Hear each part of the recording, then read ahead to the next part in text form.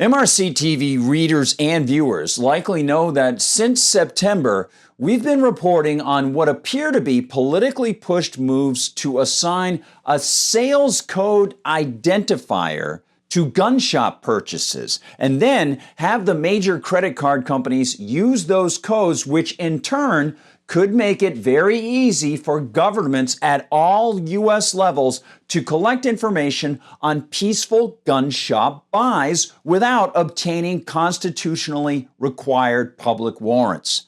Well, there's news out of Mississippi that adds to all of this. Hi everyone, I'm Gardner Goldsmith for MRC TV, and Mike Meharry of the 10th Amendment Center reports that on April 13th, Mississippi Governor Tate Reeves, a Republican, signed HB 1110, a statute that prohibits financial institutions operating in Ole Miss from requiring a merchant code for the purchases of firearms and ammunition.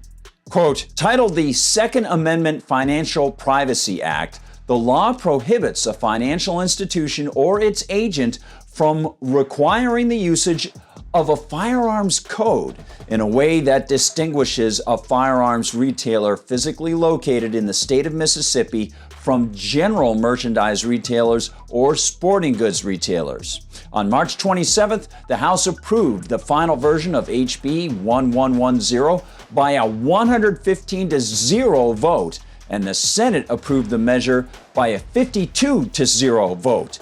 On April 13th, Governor Reeves signed the bill into law, which goes into effect on January 1st, 2024. This is a significant move conducted in the tradition of original U.S. federalism and in support of the right to privacy and the right to self-defense. Meharry observes a key portion of the official legislative release. Quote, in September 2022, the International Standards Organization, ISO, based in Switzerland, approved a new merchant category code for firearm and ammunition merchants. In the letter to payment card networks, federal lawmakers stated that the new merchant category code for firearms retailers would be the first step towards facilitating the collection of valuable financial data that could help law enforcement in countering the financing of terrorism efforts, expressing a clear government expectation that networks will utilize the new merchant category code to conduct mass surveillance of constitutionally protected firearms and ammunition purchases in cooperation with law enforcement. The new merchant category code will allow the banks, payment card networks, acquirers, and other entities involved in payment card processing to identify and separately track lawful payment card purchases at firearms retailers in the state of Mississippi, paving the way for both unprecedented surveillance of Second Amendment activity and unprecedented information sharing between financial institutions and the government. And beyond that ISO code problem that I just mentioned, HB 1110 addresses a wider scope of potential rights violations by government. Quote, the law also prohibits a state governmental agency or local government, special district, or other political subdivision or official, agent, or employee of the state or other governmental entity or any other person, public or private, from knowingly and willfully keeping any list, record, or registry of privately owned firearms or any list, record, or registry of the owners of those firearms unless it is in the regular course of a criminal investigation or prosecution. Of course, given the vast array of federal and state statutes that already categorize as illegal numerous peaceful activities associated with gun purchases and trade or ownership, HB 1110 leaves open the possibility that Mississippi governmental bodies might engage in list keeping, etc., in order to enforce those unjustified statutes. MRC TV readers and viewers also likely have noted that in March, the major credit card companies began to actually balk about using those ISO codes, specifically because numerous state governments were making moves to oppose their utilization. Meharry reiterates this point. Quote, "The three major credit card companies have paused development of the firearms merchant code, but only because of state bills like HB 1110.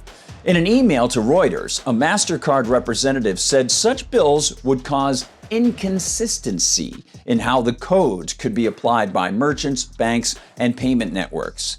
The more states that ban such codes, the more likely this program gets scrapped altogether." As I noted in September, within the political world, conservative-leaning states and localities are pushing back against left-leaning bureaucrats and politicians. And part of it is about control of vast money reserves in the form of municipal pension plans and other government-connected investment money that politicians and bureaucrats like New York City Comptroller Brad Lander have leveraged in order to push the credit card companies to initially adopt those sales codes.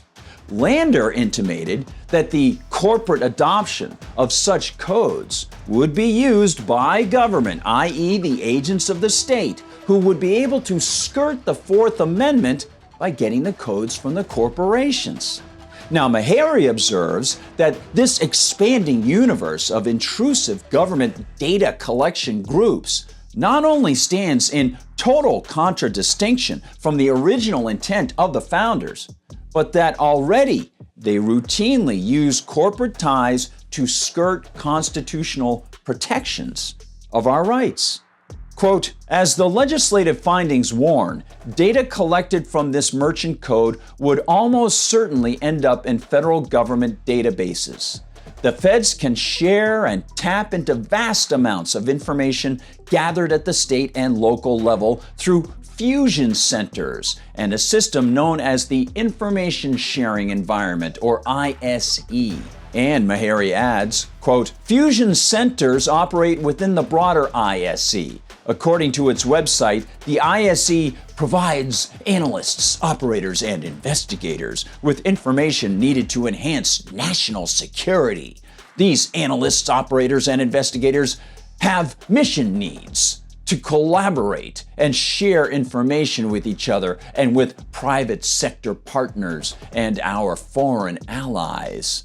In other words, ISE serves as a conduit for the sharing of information gathered without a warrant.